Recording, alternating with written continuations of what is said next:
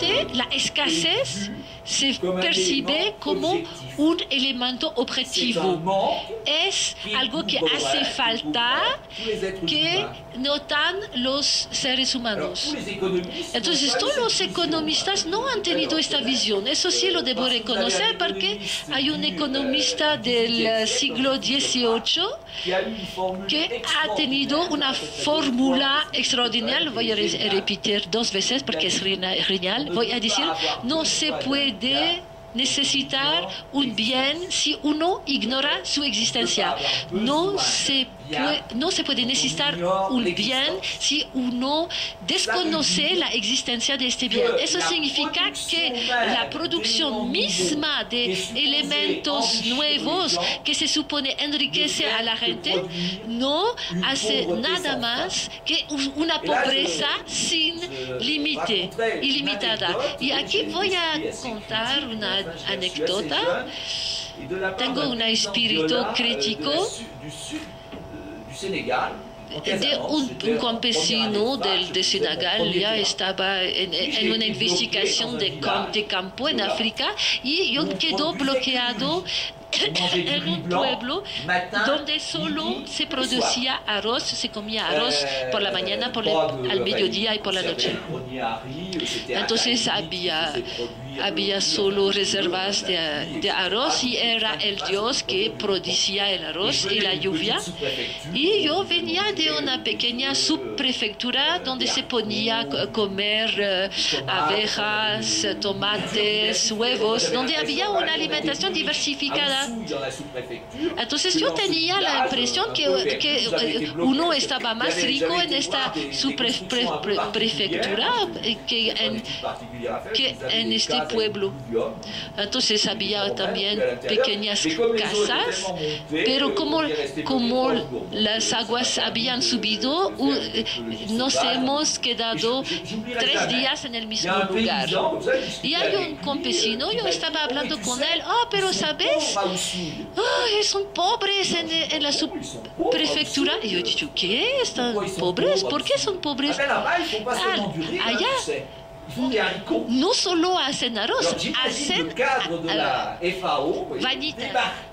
Entonces yo me imagino el funcionario de la OEA diciendo cómo va a pensar. Entonces con ese ejemplo se ve que los economistas tienen una visión, entre comillas, objetiva de la escasez, mientras los antropólogos van a tener una definición de la escasez, como la del campesino que acabo de citar, es que el sistema social mismo que produce la necesidad. No hay una necesidad objetiva. Y eso tiene consecuencias muy importantes. Yo daba cursos en el Perú antes de venir aquí y hay un programa, me olvidé el nombre, que existe desde años, 12 años tal vez, y que consiste a dar fondos a las comunidades locales y hacerlos hablar sobre las necesidades. Y en muchos pueblos, la primera necesidad, lo que más importante para el desarrollo del pueblo era construir una iglesia. Entonces, así hay que ver la reacción de los desarrolladores. Una iglesia, ellos no entendían por qué. Entonces he dicho, si usted cree en la vida eterna, claro, es mejor hacer una iglesia que un puesto de salud.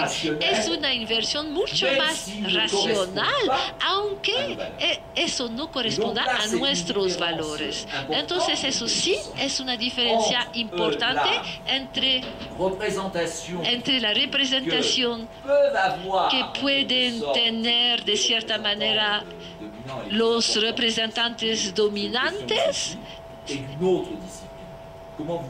y los de otra disciplina. ¿Cómo hacer entonces para trabajar juntos? Entonces está claro, se puede crear la ilusión del trabajo juntos, pero el objeto que van a definir seguro no va a ser el mismo.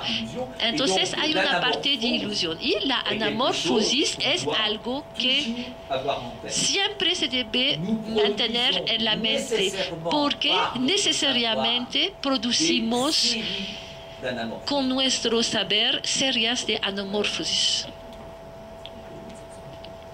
Donc, ces éléments.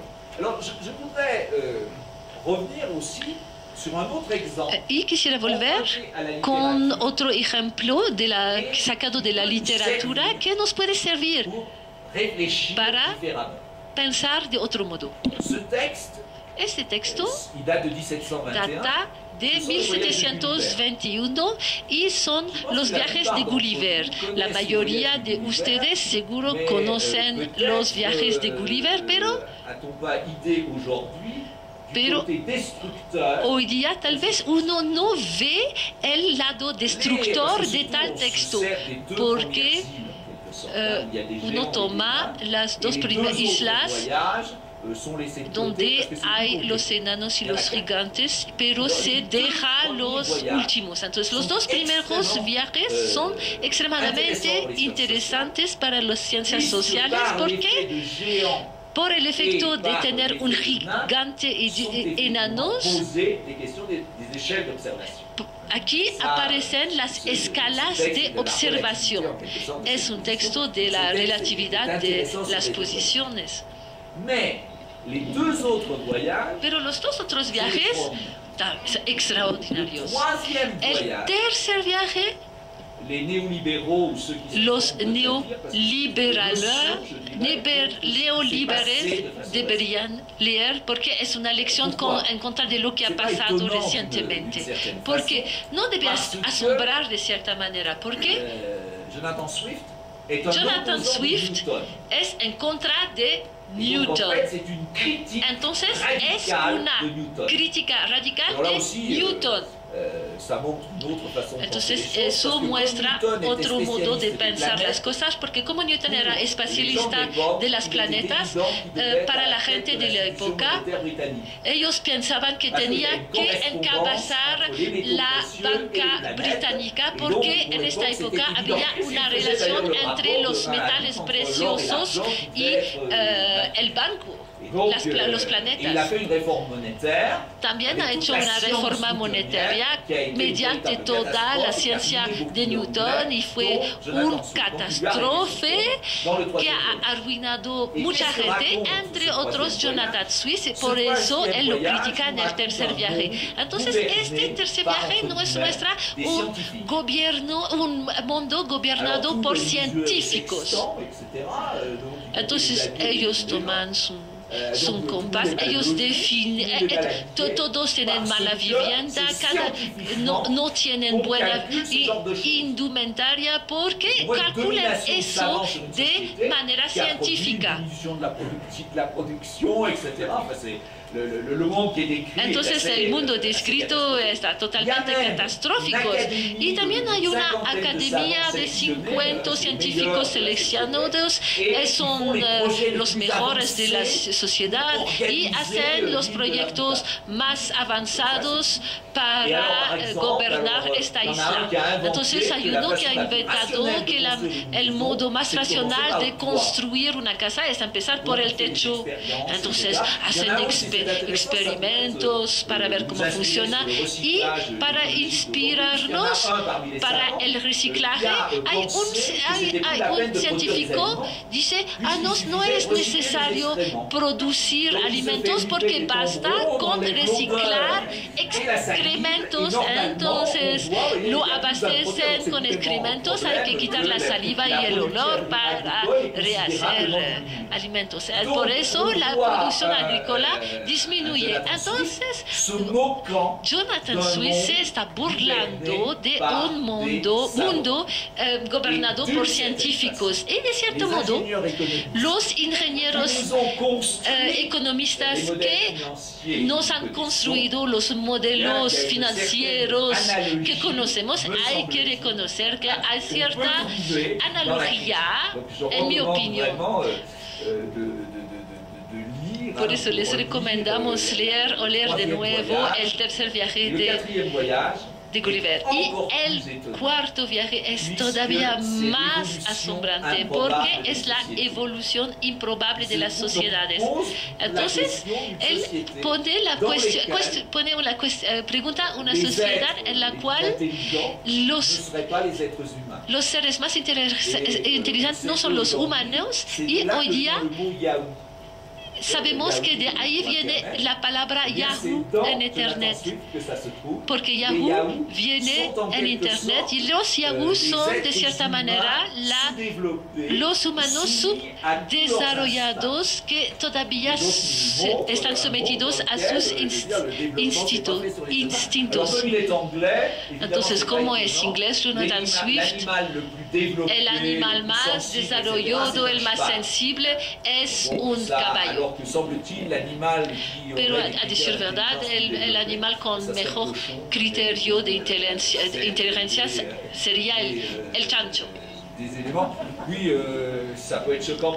Eso puede chocar, pero ciertos estudios muestran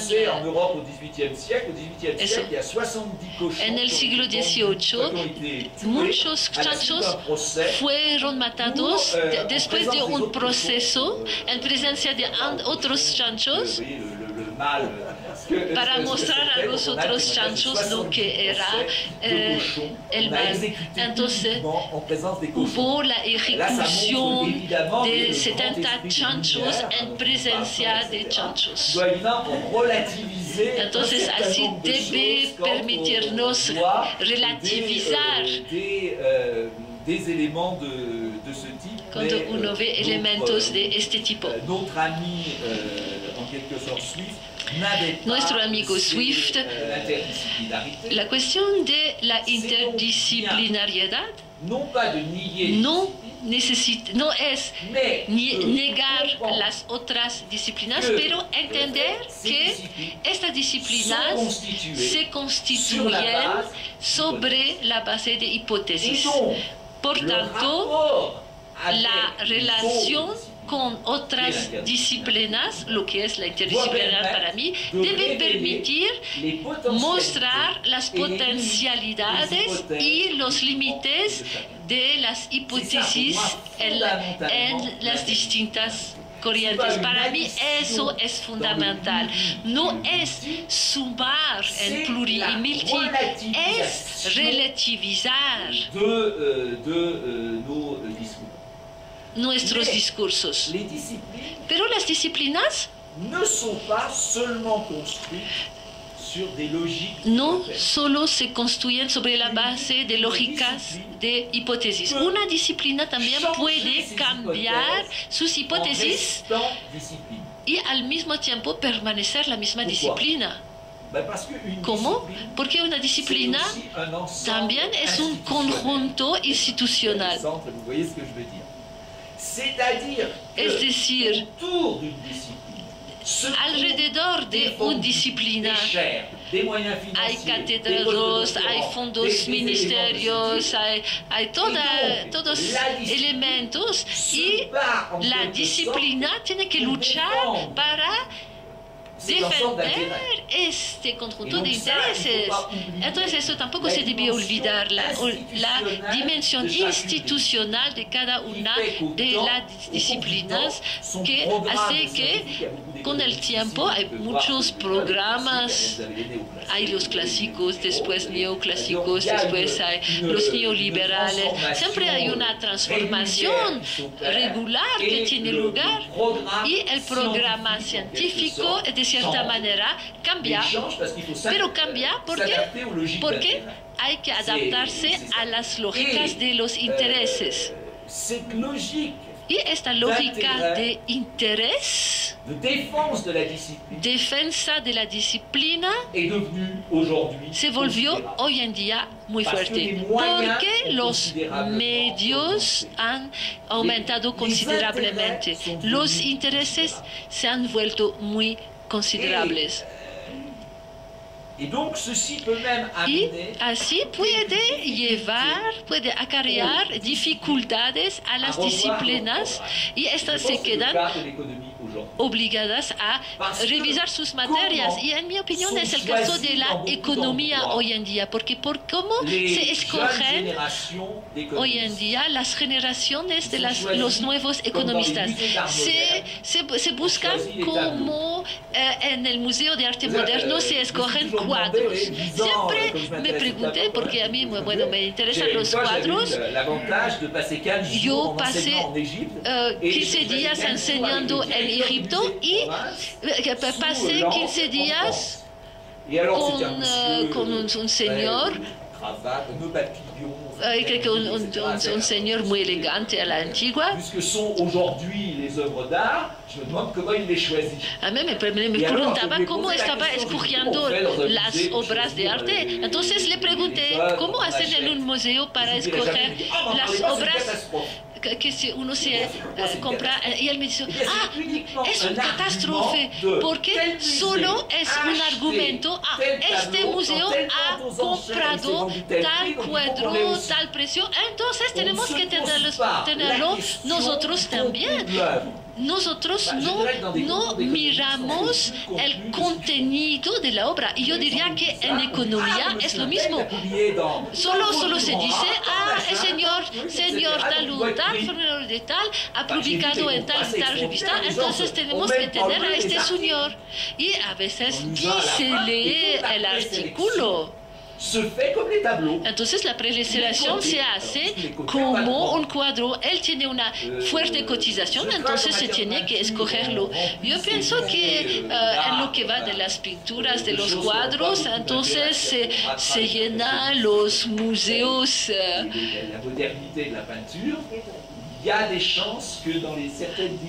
Los museos a veces no compran los cuadros correctos y a mí, en mi opinión, con métodos así, en la disciplina, en economía también, se pierden muchas cosas.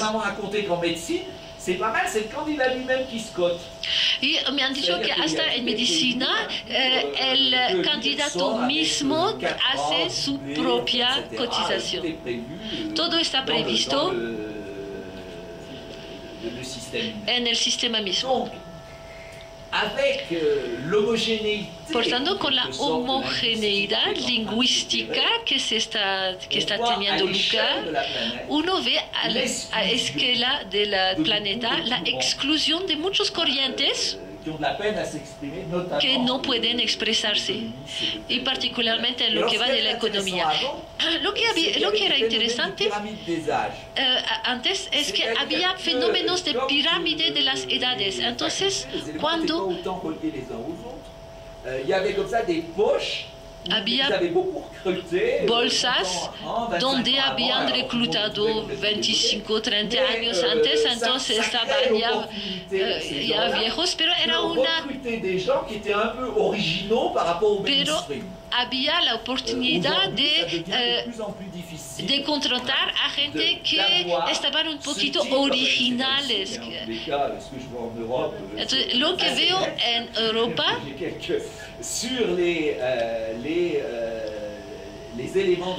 en lo que veo de los elementos, los requisitos para contratar, esos son mucho más regulados.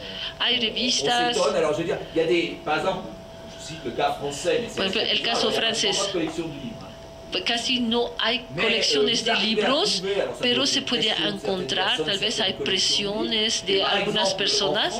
En Francia, las colecciones de Zadig, donde hay economistas famosos, a veces no están reconocidos por economistas. Entonces, si se publica en ciertas colecciones, no está reconocido, entonces no se conoce. Les défauts deviennent tellement importants.